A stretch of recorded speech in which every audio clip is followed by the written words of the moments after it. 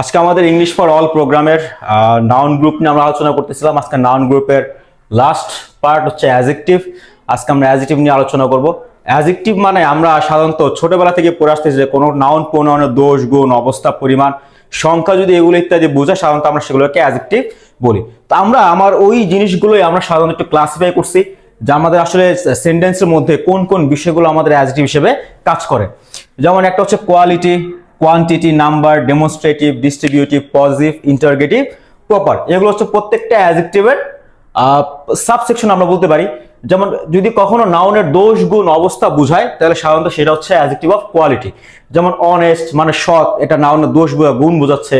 Beautiful গুণ বোঝাচ্ছে। যেমন পাশে আমরা এক্সাম্পল দেখি যেখানে বলছে she is a beautiful girl, সে কেমন মেয়ে, সে সুন্দর মেয়ে। এখানে বিউটিফুলটা নাউনকে মডিফাই করতেছে। তো আমরা জানি কি নাউন প্রোনাউনকে যে মডিফাই করে সেই সাধারণত আমাদের অ্যাডজেক্টিভ। দ্বিতীয়টার মধ্যে বলছি কোয়ান্টিটি, এটা দ্বারা কোনো কিছুর পরিমাপ বুঝাবে কিন্তু কোনো সংখ্যা, নির্দিষ্ট কোনো সংখ্যা বুঝাবে না। যেমন মাছ, লিটল সাম, এটাতে আমরা সামান্য কিছু পরিমাণ বুঝি কিন্তু আসলে এটা কোনো নির্দিষ্ট কোনো আমাদের সংখ্যা বোঝায় না। আর বেশিরভাগ ক্ষেত্রে এই আপনার অ্যাডজেক্টিভ অফ কোয়ান্টিটি গুলো আমরা সাধারণত আনকাউন্টেবল নাউনের আগে সবচেয়ে বেশি বসে, কাউন্টেবলের আগেও বসে কিন্তু এইগুলো ব্যবহৃত হয় বেশিরভাগ ক্ষেত্রে আনকাউন্টেবল নাউনের আগে। যেমন মানি, মানি হচ্ছে অর্থ, অর্থ কিন্তু আমাদের কখনো আমরা কাউন্ট করতে পারি না। মানি হচ্ছে এখানে আনকাউন্টেবল নাউন।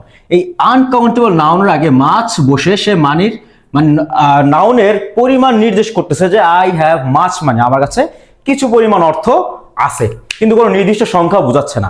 আর আমরা আরেকটা জিনিসও জেনে রাখবো যে অ্যাডজেক্টিভের অবস্থানগুলো বেশ সবসময় নাউন প্রোনাউনের আগেই বসে এবং মাঝে মধ্যে আবার নাউন প্রোনাউনের পরেও বসতে পারে কিন্তু সে বিষয়িত করবে সবসময় নাউন এবং প্রোনাউনকে। 3 নম্বর আসি নাম্বার। এটা দ্বারা কোনো সংখ্যা বুঝাবে এবং একটা নির্দিষ্ট সংখ্যায় বুঝায়।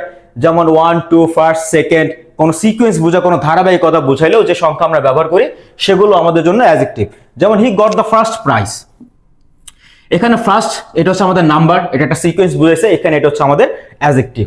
4 নম্বরে ডেমনস্ট্রেটিভ। ডেমনস্ট্রেটিভের মধ্যে আমরা সাধারণত 4টাই দেখি, দিস, দ্যাট, দিস, দোজ। আর এইগুলো সাধারণত নাউনকে ঘুরে ফিরে আবার নির্দেশ করে। যদি আমরা এই সেন্টেন্সের দিকে তাকাই যে ম্যাঙ্গো, সেটা কিন্তু নাউন।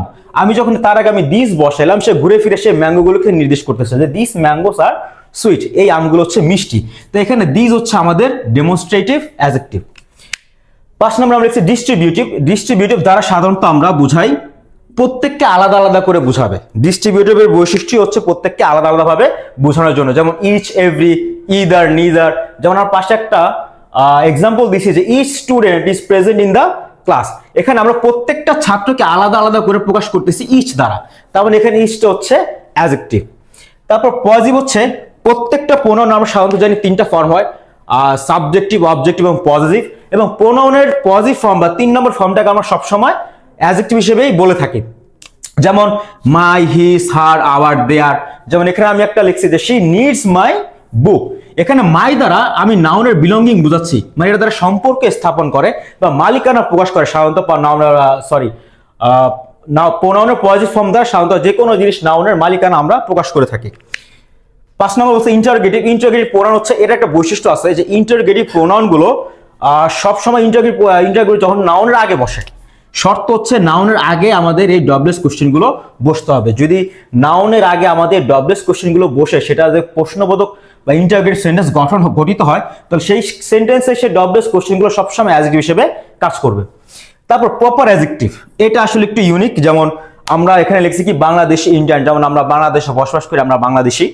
যারা ইন্ডিয়ায় বসবাস করে তারা ইন্ডিয়ান। এখানে আমরা আসলে একটা জাতিকে বিশেষায়িত করলাম, একটা জাতিকে আমরা বিশেষায়িত করলাম। আমি যদি এখন পাশে যদি বলি যে আই লাইক বাংলাদেশি ফুড, আমি আসলে বাংলাদেশি খাবার পছন্দ করি, আমি এখানে বাংলাদেশি দ্বারা আমি ফুডটাকে বিশেষায়িত করলাম। তো এখানে আমাদের বাংলাদেশি এটাও আমাদের অ্যাডজেক্টিভ, আর এটাকে আমরা সাধারণত বলে থাকি প্রপার অ্যাডজেক্টিভ।